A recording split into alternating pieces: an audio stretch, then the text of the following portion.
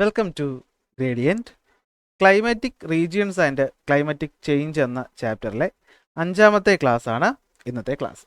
അപ്പോൾ ഇതിന് മുന്നേയുള്ള ക്ലാസ്സുകളെല്ലാം നിങ്ങൾ കണ്ടിട്ടുണ്ടാകുമെന്ന് വിശ്വസിക്കുന്നു. കണ്ടിട്ടില്ലെങ്കിൽ എന്ത് ചെയ്യുക, ആ ക്ലാസ്സുകൾ കണ്ടതിന് ശേഷം ഇന്നത്തെ ക്ലാസ് കാണുക. ഇന്നത്തേത് ലാസ്റ്റ് ക്ലാസ്സാണ്. ഈ ഒരു ക്ലാസ്സോടുകൂടി എന്ത് ചെയ്യും, നമ്മൾ ഈ ഒരു ചാപ്റ്റർ കംപ്ലീറ്റ് ചെയ്യും. ചാപ്റ്റർ കംപ്ലീറ്റ് ചെയ്ത ഉടനെ ഞാൻ ഈ നോട്ട് എന്ത് ചെയ്യാം, ടെലഗ്രാം ചാനലിൽ അപ്ലോഡ് ചെയ്തേക്കാം. ചാനൽ ജോയിൻ ചെയ്യാനായിട്ട് താഴെ കാണുന്ന ഡിസ്ക്രിപ്ഷനിലുള്ള ലിങ്കിലൊക്കെ എന്ത് ചെയ്യുക, ക്ലിക്ക് ചെയ്ത് ജോയിൻ ചെയ്യുക. ഇനി അതിന് പറ്റാത്തവർക്ക് എന്ത് ചെയ്യാം, വാട്സാപ്പിൽ കോൺടാക്ട് ചെയ്യാം. ഉടനെ കിട്ടിയില്ലെങ്കിലും ഞാൻ എന്ത് ചെയ്യാം, റെസ്പോണ്ട് ചെയ്യാം മാക്സിമം. ഓക്കെ, അപ്പോൾ റെഡി അല്ലേ? അപ്പോൾ ക്ലാസ്സുകൾ ഇഷ്ടപ്പെടുന്നുണ്ടെങ്കിൽ ചാനൽ സബ്സ്ക്രൈബ് ചെയ്യുക, ക്ലാസ് ലൈക്ക് ചെയ്യുക, ഫ്രണ്ട്സിന് ഷെയർ ചെയ്ത് കൊടുക്കുക. അപ്പോൾ നമ്മളിന്ന് പഠിക്കാൻ പോകുന്നത് ക്ലൈമാറ്റിക് ചേഞ്ച് എന്ന് പറയുന്ന ഏറ്റവും അവസാനത്തെ ടോപ്പിക്കാണ്. അപ്പോൾ നമ്മളിതിന് തൊട്ട് മുൻപ് വരെയുള്ള ഭാഗങ്ങൾ, ഇവിടെ വരെയുള്ള ഭാഗങ്ങൾ മുന്നത്തെ ക്ലാസ്സുകൾ കൊണ്ട് എന്ത് ചെയ്തു, ഡിസ്കസ് ചെയ്തു. അപ്പോൾ ഇന്ന് നമ്മൾ പഠിക്കാൻ പോകുന്നത് എന്തുവാണ്, ഈ പറയുന്ന ക്ലൈമാറ്റിക് ചേഞ്ചിനെ പറ്റിയിട്ടാണ്. എന്താണ് ക്ലൈമാറ്റിക് ചേഞ്ച് എന്ന് വെച്ച് കഴിഞ്ഞാൽ കാലാവസ്ഥയിലുണ്ടാകുന്ന മാറ്റം അല്ലേ. അതായത് ഒരു സ്ഥലം എന്ന് പറഞ്ഞാൽ അവിടെ അവരുടേതായ കുറച്ച് ക്ലൈമാറ്റിക് ഫീച്ചേഴ്സ് ഉണ്ടെന്നൊക്കെ നമ്മൾ ഇതിനോടകം തന്നെ പഠിച്ചു കഴിഞ്ഞു അല്ലേ. ഇക്വറ്റോറിയൽ റീജിയൻ ആണെങ്കിൽ എന്തായിരിക്കും, അല്ലെങ്കിൽ നമ്മുടെ മൺസൂൺ റീജിയൻ ആണെങ്കിൽ എന്തായിരിക്കും, അതെല്ലാം നമ്മൾ പഠിച്ചു. പക്ഷേ എപ്പോഴും ഇത് അതുപോലെ തന്നെ തുടരണമെന്ന് ഇല്ല, മാറ്റങ്ങൾ സംഭവിക്കാം. പ്രകൃതി സ്വന്തമായിട്ട് മാറ്റങ്ങൾ സംഭവിപ്പിക്കും. അതുപോലെ നമ്മൾ മനുഷ്യന്മാരുടെ ഇടപെടൽ കാരണം എന്ത് ചെയ്യും, മാറ്റം സംഭവിക്കും. അതിനെയാണ് നമ്മൾ എന്ത് വിളിക്കുന്നത്, ക്ലൈമാറ്റിക് ചേഞ്ച് എന്ന് വിളിക്കുന്നത്. നമ്മുടെ യുണൈറ്റഡ് നേഷൻസ് അറിയാമല്ലോ നിങ്ങൾക്ക്, UN, അവർ പറയുന്നതനുസരിച്ച് എന്താ ക്ലൈമാറ്റിക് ചേഞ്ച് എന്ന് വെച്ച് കഴിഞ്ഞാൽ, climatic change as a long term shift in the weather pattern and temperature that is caused by the human activity or natural variability. പ്രകൃതിയുടെ വേരിയബിലിറ്റി കാരണമോ മനുഷ്യൻ്റെ ആക്ടിവിറ്റി കാരണമോ ഒരു സ്ഥലത്തെ വെതർ പാറ്റേണിൽ ഉണ്ടാകുന്ന മാറ്റം അല്ലെങ്കിൽ ചേഞ്ച്, അതിനാണ് നമ്മൾ എന്ത് വിളിക്കുന്നത്, ക്ലൈമാറ്റിക് ചേഞ്ച് എന്ന് വിളിക്കുന്നത്. ഓക്കെ, ഇവിടെ നമുക്ക് പറയുന്നൊരു കാര്യം എന്താണെന്ന് വെച്ച് കഴിഞ്ഞാൽ, ഇവിടെ ഫസ്റ്റ് പോയിന്റ് നമ്മൾ മനസ്സിലാക്കി വെക്കേണ്ട കാര്യം എന്ന് വെച്ച് കഴിഞ്ഞാൽ, പ്രധാനമായിട്ടും നമ്മൾ മനുഷ്യന്മാരുടെ അൺകൺട്രോൾഡ് ആയിട്ടുള്ള എക്സ്പ്ലോയിറ്റേഷനും അതുപോലെ റിസോഴ്സുകളുടെ അൺസയൻറ്റിഫിക് ആയിട്ടുള്ള ഡെവലപ്മെൻറ്റൽ ആക്ടിവിറ്റീസുമാണ് സത്യത്തിൽ എന്ത് പറ്റുന്നത്, ഒരു സ്ഥലത്തെ ക്ലൈമാറ്റിക് ക്യാരക്ടറിസ്റ്റിക്സിന് മാറ്റങ്ങൾ സംഭവിക്കുന്നത്. അതായത് വരണ്ട പ്രദേശം അങ്ങനെ തന്നെ ഇരിക്കണമെന്നാണ് പ്രകൃതി തീരുമാനിച്ചെങ്കിൽ അതിനെ ആ വഴിക്ക് വിടുക. അതിന് നമ്മളായിട്ട് എന്ത് ചെയ്യാൻ പോകരുത്, മാറ്റങ്ങൾ ഉണ്ടാക്കാൻ പോകരുത്. അങ്ങനെ നമ്മളായിട്ട് മാറ്റം ഉണ്ടാക്കുമ്പോൾ എന്ത് പറ്റും, പ്രകൃതി അതിനോടായിട്ടുള്ള മാറ്റങ്ങൾ എന്ത് ചെയ്യും, തിരിച്ചും ചെയ്യാറുണ്ട്. അങ്ങനെയാണ് പല പ്രകൃതി ദുരന്തങ്ങൾ ഉണ്ടാകുന്നത് നമുക്ക് അറിയാം. അപ്പോൾ ക്ലൈമറ്റിൽ ഉണ്ടാകുന്ന മാറ്റവും ഇതുപോലെ തന്നെയാണ്. അപ്പോൾ എന്താ climatic change according to united നേഷൻസിൻ്റെ ഡെഫിനിഷൻ അനുസരിച്ച് പറയുന്നത്, ക്ലൈമാറ്റിക് ചേഞ്ച് എന്ന് വെച്ചാൽ it is a long term shift അല്ലേ. ഒരു ദിവസം കൊണ്ട് നടക്കുന്നതാണോ, അല്ല, ഒരു വലിയ സമയം കൊണ്ട്. ചിലപ്പോൾ അത് എന്തായിരിക്കാം, ഒരു ചെറിയ സമയമായിരിക്കാം, അല്ലെങ്കിൽ എന്തായിരിക്കാം, മില്യൺസ് ഓഫ് ഇയേഴ്സ് കൊണ്ടോ അല്ലെങ്കിൽ ഫ്യൂ ഇയേഴ്സോ ആയിരിക്കാം സമയം എന്ന് പറയുന്നത്. പക്ഷേ എന്തായാലും ഒരു ലോങ് ടേം കൊണ്ട് വെതർ പാറ്റേണിൽ വരുന്ന മാറ്റം, അതായത് ഇപ്പോൾ ഇക്വറ്റോറിയൽ ക്ലൈമാറ്റിക് റീജിയനിൽ എപ്പോഴും മഴ പെയ്തുകൊണ്ടിരിക്കുകയാണ്, അല്ലെങ്കിൽ അവിടെ മഞ്ഞ് വീഴുകയാണെന്നൊക്കെ ചെയ്തു കഴിഞ്ഞാൽ ആലോചിച്ച് നോക്കിയേ, അത് ആ സ്ഥലത്തിന് പറ്റിയൊരു കാര്യമാണോ, അല്ല. അങ്ങനെയാണ് ക്ലൈമറ്റിന് എന്തുണ്ടാവുന്നത്, ചേഞ്ച് ഉണ്ടാവുന്നത്. അല്ലെങ്കിൽ നമുക്കിനി കുറച്ചുകൂടി സിമ്പിളായിട്ട് പറയുകയാണെങ്കിൽ, നമ്മൾ പഠിച്ച വെതർ എലമെൻറ്റുകൾ ഒന്നാമത്തെ ചാപ്റ്റർ പഠിച്ച ടെമ്പറേച്ചറും റെയിൻഫോളും അതുപോലെ സീ ലെവലിലൊക്കെ ഉണ്ടാകുന്ന വ്യത്യാസമാണ് എന്തെന്ന് പറയുന്നത്, ക്ലൈമാറ്റിക് ചേഞ്ച് എന്ന് പറയുന്നത്. 3 പോയിന്റ് ഉണ്ടെങ്കിൽ നമ്മൾ പഠിക്കേണ്ടത് രണ്ടാമത്തെ യുണൈറ്റഡ് നേഷൻ പറഞ്ഞ കാര്യമാണ്. എന്താണ് യുണൈറ്റഡ് നേഷൻ പറഞ്ഞത്, ക്ലൈമാറ്റിക് ചേഞ്ച് എന്ന് വെച്ചാൽ it is a long term shift in the weather pattern and the temperature that is caused by human activities or natural variability ആണ് നമ്മൾ എന്ത് വിളിക്കുന്നത്, ക്ലൈമാറ്റിക് ചേഞ്ച് എന്ന് പറയുന്നത്. പലപ്പോഴും ഈ ക്ലൈമാറ്റിക് ചേഞ്ചിന് കാരണമാകുന്നത് ചില രാജ്യങ്ങളും അല്ലെങ്കിൽ ചില ആൾക്കാരുമായിരിക്കും. പക്ഷേ അതിൻ്റെ എഫക്റ്റ് അനുഭവിക്കുന്നത് എന്തായിരിക്കും, ഇതുമായി ഒരു ബന്ധവും ഇല്ലാത്ത മറ്റു ചില ആൾക്കാരായിരിക്കും. ഒരു എക്സാമ്പിൾ നമുക്ക് നോക്കാം. 2 രാജ്യങ്ങളുടെ ക്യാബിനറ്റ് കൂടിയ സ്ഥലങ്ങളാണ് ഇവിടെ കാണുന്നത്. സാധാരണ ഒരു ക്യാബിനറ്റ് മന്ത്രിസഭാ യോഗം കൂടുന്ന എവിടെയായിരിക്കും, ഒരു ബിൽഡിങ്ങിനകത്ത് വെച്ചിട്ടായിരിക്കും അല്ലേ, നമ്മുടെ പാർലമെൻറ്റ് പോലത്തെ ബിൽഡിംഗ്. എന്നാൽ നേപ്പാളും അതുപോലെ തന്നെ നമ്മുടെ മാൽദീവ്സ് എന്ന് പറയുന്ന രാജ്യവും അവരുടെ ക്യാബിനറ്റ് കൂടിയത്, ഒന്ന് നേപ്പാൾ അറിയാലോ ഹിമാലയത്തിലാണ്, അപ്പോൾ ഹിമാലയ കൊടുമുടിയിൽ വെച്ചിട്ടായിരുന്നു. നമ്മുടെ മാൽദീവ്സ് എന്ന് പറയുന്നത് എവിടെ വെച്ചിട്ടായിരുന്നു, നമ്മുടെ കടലിനടിയിൽ വെച്ചിട്ട് എന്ത് ചെയ്യുന്നു, ഒരു മീറ്റിംഗ് കൂടി. എന്തിനു വേണ്ടിയിട്ടാണെന്ന് വെച്ച് കഴിഞ്ഞാൽ ലോക ശ്രദ്ധ കിട്ടാൻ വേണ്ടിയിട്ടാണ്. കാരണം മറ്റ് രാജ്യങ്ങൾ പലരും ചെയ്യുന്ന ക്ലൈമാറ്റിക് ചേഞ്ച് കാരണം അതിൻ്റെ ഭവിഷ്യത്ത് അനുഭവിക്കുന്ന 2 രാജ്യങ്ങളാണ് നേപ്പാളും മാൽദീവ്സും എന്ന് പറയുന്നത്. എന്താ സംഭവം എന്ന് വെച്ച് കഴിഞ്ഞാൽ, നിങ്ങൾക്കറിയാം നേപ്പാൾ എന്ന് പറയുന്നത് നമ്മുടെ മൗണ്ട് എവറസ്റ്റിനടുത്തായിട്ട് കാണപ്പെടുന്ന, ഹിമാലയത്തിൽ കാണപ്പെടുന്ന ഒരു റീജിയനാണ് അല്ലേ. നമ്മുടെ ഇന്ത്യയുടെ ഈ പറയുന്ന വലതുവശത്തായിട്ട് ഈ ഒരു ഭാഗത്തായിട്ടാണ് ആര് കാണുന്നത്, നേപ്പാൾ എന്ന് പറയുന്ന രാജ്യം എന്ത് ചെയ്യുന്നത്, കാണുന്നത്. മാൽദീവ്സ് എന്ന് പറയുന്നത് കടലിനാൽ ചുറ്റപ്പെട്ട ഒരു ഐലൻഡ് രാജ്യമാണെന്നുള്ള കാര്യവും നിങ്ങൾക്ക് അറിയാം. അപ്പോൾ ഇവർ രണ്ടുപേരും എന്തിനാണ് ഇത് കൂടിയെന്ന് വെച്ച് കഴിഞ്ഞാൽ, ഞാൻ ആ പോയിന്റുകൾ ഇവിടെ അങ്ങനെ സമ്മറൈസ് ചെയ്ത് തന്നിട്ടുണ്ട്. നോക്കിയോ, ഫസ്റ്റ് നേപ്പാൾ 2009 അവരുടെ ക്യാബിനറ്റ് എന്ന് പറയുന്നത് എവിടെ വെച്ച് നടത്തി, മൗണ്ട് എവറസ്റ്റിൻ്റെ ബേസ് ക്യാമ്പിൽ വെച്ച് നടത്തി.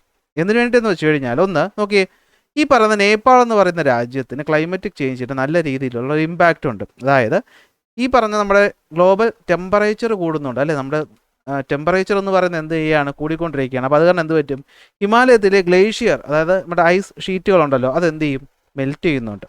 ഏതാണ്ട് 12 to 20 മീറ്റർ പെർ ഇയർ വെച്ചാണ് എന്ത് ചെയ്യുന്നത്, മെൽറ്റ് ചെയ്യുന്നത്.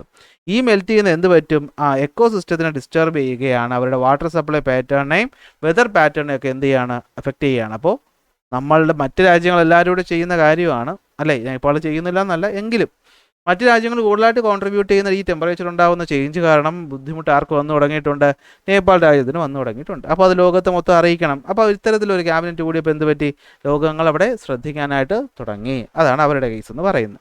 ഇനി മാൽദീവ്സ് എന്ത് ചെയ്യുന്നുണ്ട്, 2009 അവരെന്ത് ചെയ്യുന്നു, അവരുടെ ഈ പറയുന്ന ക്യാബിനറ്റ് മീറ്റിംഗ് എന്ന് പറയുന്നത് നമ്മുടെ ഈ പറയുന്ന അണ്ടർ വാട്ടറിൽ വെച്ച് എന്ത് ചെയ്യുന്നുണ്ട്, നടത്തുന്നുണ്ട്. എന്തിനു വേണ്ടിയിട്ടെന്ന് വെച്ച് കഴിഞ്ഞാൽ അവിടെയും പ്രശ്നം എന്ന് വെച്ച് കഴിഞ്ഞാൽ നോക്കിയേ, average 1.5 metre above the sea ലെവലിലായിട്ട് കാണപ്പെടുന്ന ഒരു ഐലൻഡാണ് നമ്മുടെ മാൽദീവ്സ് എന്ന് പറയുന്നത്. അതായത് ഇതാണ് കടലെങ്കിൽ കടലിൽ നിന്ന് ഏതാണ്ട് ഒരു 1.5 മീറ്റർ മാത്രം ഉയർന്നുള്ള കരകളാണ് ആവറേജ് ആയിട്ട് എവിടെ ഉള്ളത്, മാൽദീവ്സിലുള്ളത്. പക്ഷെ നമുക്കറിയാം okay, if the sea level rises by 2.5 metre അല്ലെ, ഇവിടെ നിന്നും ഇപ്പോൾ ഉള്ള ലെവലിൽ നിന്ന് 2.5 മീറ്റർ എങ്കിലും എന്ത് ചെയ്യാണ്, കടലിൻ്റെ ഉയരം സീ ലെവൽ കൂടുകയാണെങ്കിൽ ഈ രാജ്യം മൊത്തമായി എന്ത് ചെയ്യും, വെള്ളത്തിൽ മുങ്ങിപ്പോവും.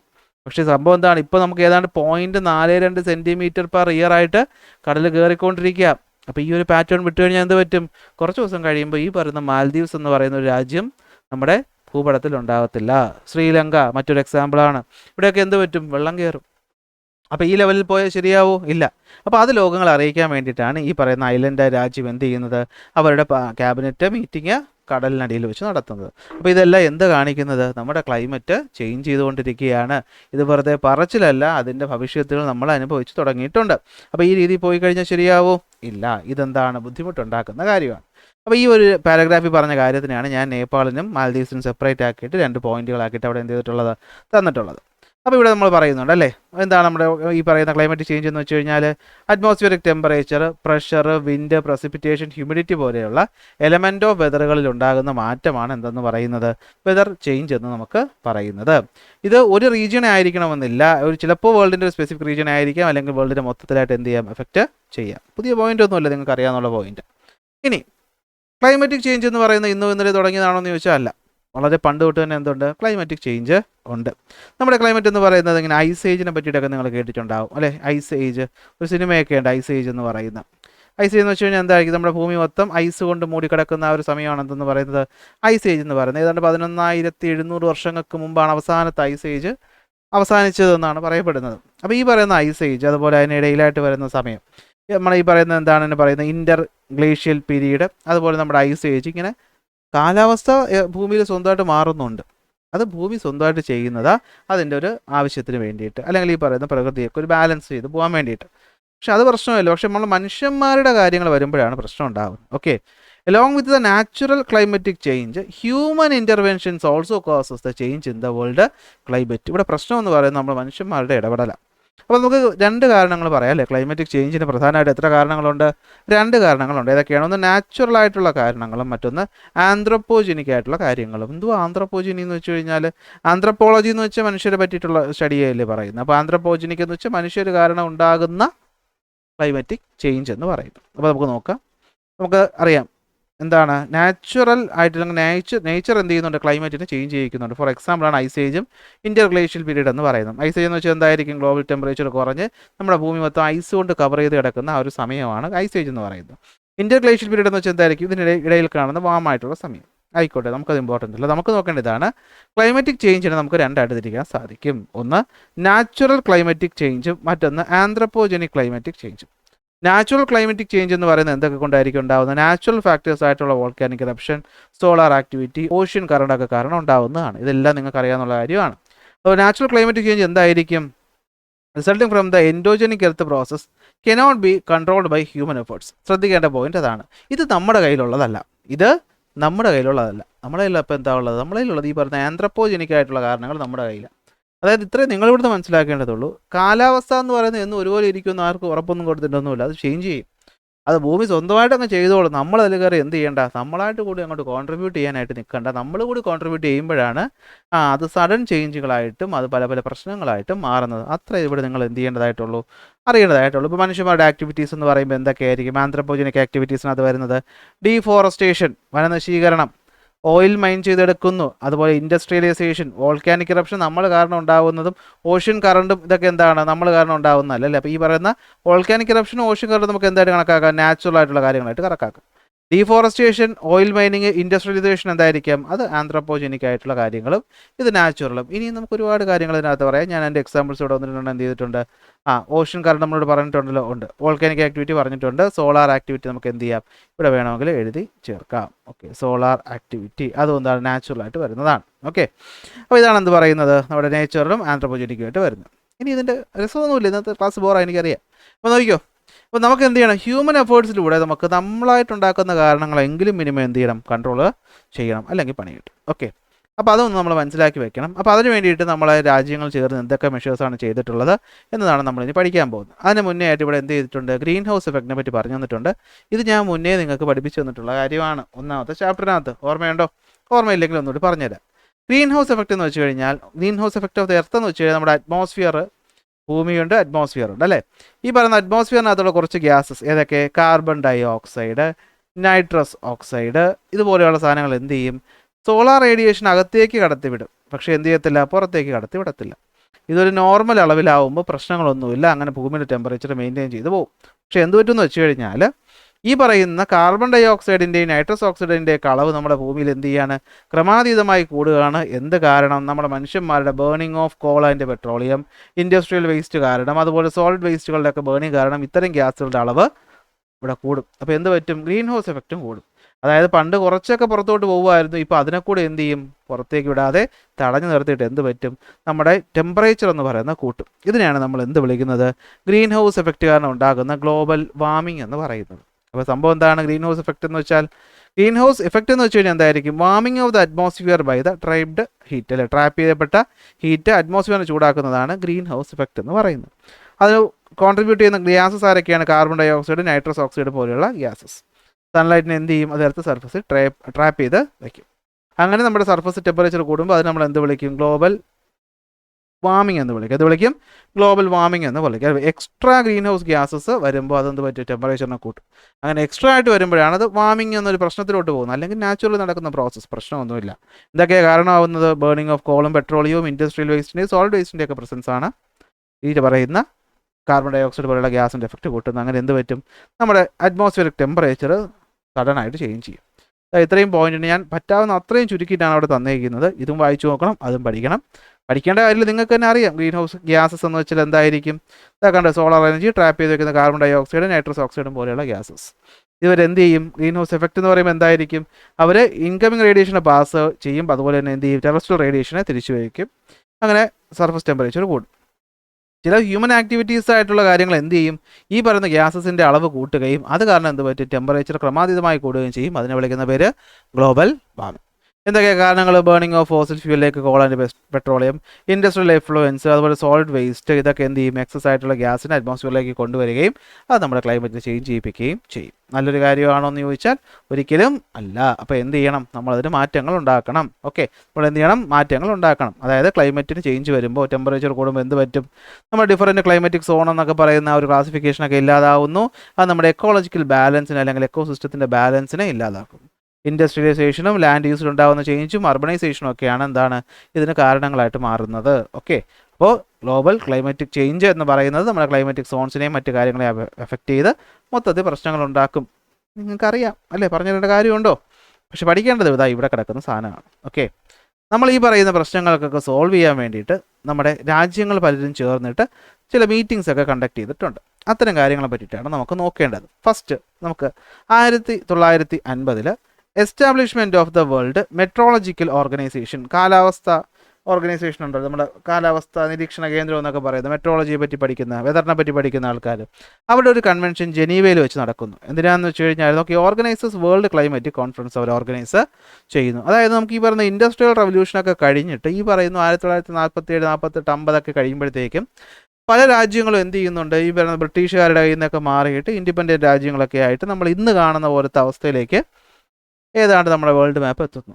അതിന് കുറച്ച് മുമ്പൊക്കെ ഇൻഡസ്ട്രിയൽ റവല്യൂഷൻ നടക്കുന്ന കാലമായിരുന്നു. അന്ന് നമ്മൾ പ്രകൃതിയെ പറ്റിയൊന്നും ചിന്തിച്ചിട്ടില്ല, വ്യവസായം കൂട്ടാനായിട്ടുള്ള കാര്യങ്ങളാണ് ചെയ്തുകൊണ്ടിരുന്നത്. അങ്ങനെ പോക്ക് കണ്ടിന്യൂ ചെയ്ത് പോയാൽ പണി കിട്ടുമെന്ന് ലോകത്തുള്ള എല്ലാവർക്കും മനസ്സിലായി. യുണൈറ്റഡ് നേഷൻസ് 45 വരുന്നുണ്ടല്ലോ, അപ്പോൾ അതുപോലത്തെ ഓർഗനൈസേഷൻസ് ഒക്കെ വരുമ്പോൾ അവർ കൂടി ആലോചിച്ച് ഇത് ഇങ്ങനെ പോയാൽ ശരിയാവത്തില്ല, രാജ്യങ്ങളൊക്കെ ഒരുമിച്ച് ചേർന്ന് എഫേർട്ട് എടുത്താൽ ഇത് മാറുള്ളൂ എന്നുള്ളൊരു കണ്ടെത്തലായി. അതിൻ്റെ ഒരു ഫസ്റ്റ് ഇനിഷ്യേറ്റീവാണ് 1950 ജനീവയിൽ വെച്ച് എന്ത് നടക്കുന്നത്, establishment of the world metrological organisation നടക്കുന്നത്. പഠിച്ചേ പറ്റുള്ളൂ, വേറെ വഴിയൊന്നുമില്ല. മറ്റൊന്നാണ് 72 നടക്കുന്ന സ്റ്റോക്ക്ഹോം കോൺഫറൻസ് എന്ന് പറയുന്നത്. എന്തിനാണ്? എൻവയോൺമെൻറ്റൽ കൺസർവേഷൻ ആൻഡ് ഡെവലപ്മെൻറ്റിന് വേണ്ടിയിട്ടാണ് ഇത് വരുന്നത്. എവിടെ വെച്ച് നടക്കുന്നത്? സ്റ്റോക്ക്ഹോമിൽ വെച്ച് തന്നെയാണ്.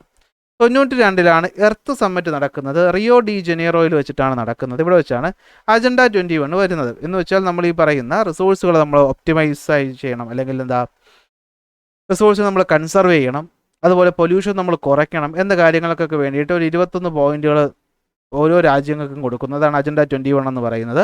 ഇത് ലോകരാജ്യത്തുള്ള 100ഓളം രാജ്യത്തു നിന്നുള്ള ഹെഡ്മാർ വന്നിട്ട് സൈൻ ചെയ്യുന്നതാണ്. അവരവരുടെ രാജ്യത്ത് അജണ്ട 21 നടത്തണം. ഇതൊക്കെയാണ് അവിടെ പറഞ്ഞ കാര്യങ്ങൾ. 97 ജപ്പാനിലെ ക്യോട്ടോയിൽ വെച്ച് നടക്കുന്ന ക്യോട്ടോ പ്രോട്ടോകോൾ എന്തിനു വേണ്ടിയിട്ടായിരുന്നു? ഗ്രീൻ ഹൗസ് ഗ്യാസിൻ്റെ അറ്റ്മോസ്ഫിയർ കുറയ്ക്കാൻ വേണ്ടിയിട്ടാണ് ഈ പറയുന്ന ക്യോട്ടോ പ്രോട്ടോകോൾ വരുന്നത്. 10 വർഷം മുമ്പ് 87 വെച്ച് ഒരു മോൺട്രിയൽ പ്രോട്ടോകോൾ നടക്കുന്നുണ്ട്. മോൺട്രിയൽ എന്ന് പറയുന്ന സ്ഥലത്ത് വെച്ചിട്ട് എന്തിനു വേണ്ടിയിട്ടാ? ഓസോൺ ഡിപ്ലീഷനെ പറ്റിയിട്ട് അതിൻ്റെ ബോധവൽക്കരണത്തിന് വേണ്ടിയിട്ട്. 2015 പാരീസ് ഉടമ്പടി എന്തിനു വേണ്ടിയിട്ടായിരുന്നു? Reducing global warming, helping world nations to cope up with the harmful effect of climate change. വിഷയം ഇത് തന്നെയാണ്.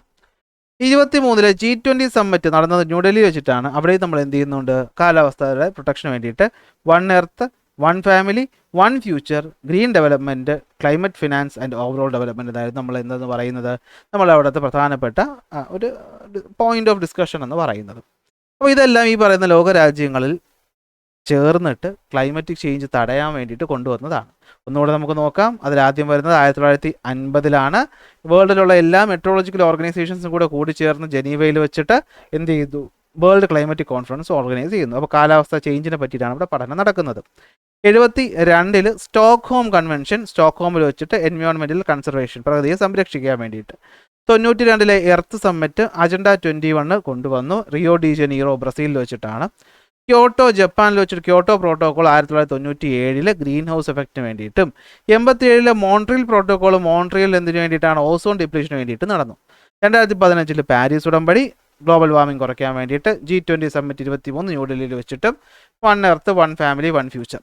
ഇതെങ്ങനെയെങ്കിലുമൊക്കെ ഒന്ന് ഓർത്ത് വയ്ക്കാൻ ശ്രമിക്കുക. പ്രത്യേകിച്ച് കോഡുകളൊന്നും ഞാൻ നോക്കിയിട്ട് കണ്ടില്ല. നിങ്ങൾക്ക് എന്തെങ്കിലും കോഡും കാര്യങ്ങളൊക്കെ കിട്ടിക്കഴിഞ്ഞാൽ അത് കമൻറ്റായിട്ട് പറയുക. മറ്റുള്ളവർക്ക് കൂടി നമുക്ക് എന്ത് ചെയ്യാം, അത് ഷെയർ ചെയ്ത് കൊടുക്കാം.